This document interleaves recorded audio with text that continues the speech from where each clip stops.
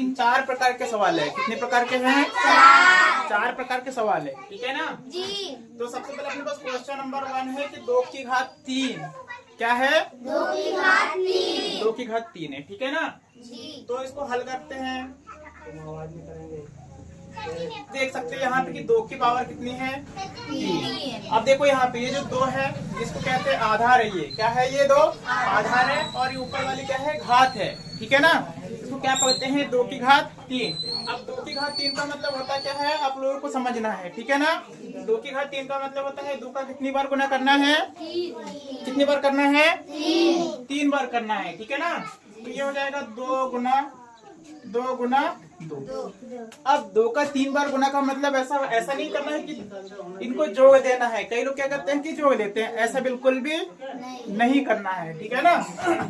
होता है कि जैसे कि 2 का गुना 2 के साथ करेंगे, 2 दूनी कितना होता है? 4। उसके बाद फिर 2 दूनी 4 और 4 दूनी कितना होगा? 8 होगा। कितना होगा? 8। ये इसका आंसर निकाला गया 8। यहाँ तक आगे सभी को समझ में? इसी प्रकार से अब देखते हैं क्वेश्चन नंबर ये 1 का सवाल है, ठीक है ना। अब क्वेश्चन नंबर दूसरा है। ये क्या है? क्वेश्चन नंबर दूसरा है। अब क्वेश्चन नंबर दूसरा में यहाँ पे ये दिख रहा है कि 2 की घात -3 है। कितनी है? 2 की घात -3 है। भाई 2 की घात -3 है तो आप लोग सोचेंगे कि यार ये 2 की घात -3 है तो ये होगा कैसे? इसका गुना कैसे करेंगे, है ना।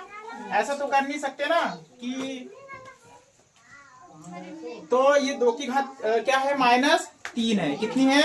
-3 है। तो इसको ये लिख सकते अपन। देखो यहाँ पे देखना अच्छे से ध्यान से। ये है 2 की घात कितनी है? 2 की घात -3 है। तो इसको लिख सकते हैं 1/2 की घात 2 की घात 3। क्या लिख सकते हैं इसको? 1/2 की घात 3 लिखते हैं, ठीक है ना। इसके बाद इसको जब आगे हल करिए जो ऋण वाली घात है ना इसको धन में बदलने के लिए अपन ने क्या कर दिया? 1 के बटे में क्या कर दिए?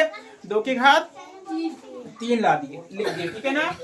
उसके बाद आगे क्या करेंगे? इसको लिख सकते हैं 1/2 की घात 3 का मतलब क्या होता है? 2 को कितनी बार गुना करना है? 3 बार करना है। कितनी बार करना है? 3 बार करना है। तो इसको लिख सकते हैं 2 गुना 2। अब आगे देख सकते हैं ये 1 तो जैसा का वैसा रहेगा और ये 2 कितनी बार है? 2 का गुना कितनी बार है? 3 बार है। कितनी बार है? 3 बार है। तो क्या करेंगे? ये 2 का गुना 3 बार करेंगे तो 2 दूनी 4 और 4 दूनी कितना होता है? 8 होता है। कितना होता है? 8। इसका आंसर कितना हो गया? 1/8। ये भी इसका आंसर 8 है, ठीक है ना। यहाँ तक समझ में आ गया। अब यहाँ पे देख सकते हैं कि यहाँ पे इसको यदि आगे लिखना है इसको ये भी कर सकते हैं। मैं बता देता हूँ इसको आगे। इसको यदि घात में यहाँ पे ये 2 की घात कितनी है? -3 है। इसको आगे अपन लिख सकते हैं 8 की घात -1। क्या लिख सकते हैं?